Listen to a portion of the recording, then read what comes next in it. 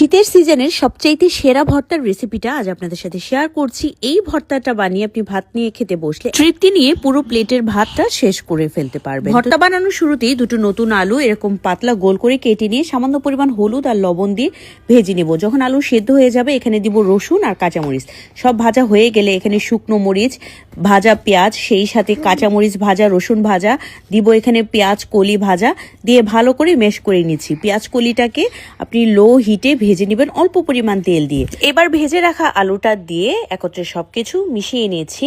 আর এই ভর্তাটা আপনি বানানোর সময় খুব দারুণ একটা স্মেল কিন্তু পাবেন। দুটো টমেটো আলুর মতো করে পাতলা করে কেটে ওইটাকেও পোড়া পোড়া করে ভেজে এই ভর্তার সাথে মিশিয়ে নিচ্ছি। এতে করে স্বাদ আরো বহুগুণ বেড়ে যায়।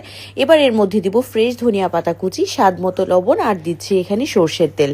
এই ভর্তাটা খেতে এত বেশি লোভনীয় আর মজাদার হয়। ভর্তাটা বানিয়ে নিয়ে গরম ভাত দিয়ে যখন খেতে বসবেন এত বেশি তৃপ্তি নিয়ে খেতে পারবেন। আজকের এই ভর্তার রেসিপিটা যদি আপনাদের ভালো লেগে থাকে তাহলে শেয়ার করতে ভুলবেন না। আল্লাহ হাফেজ।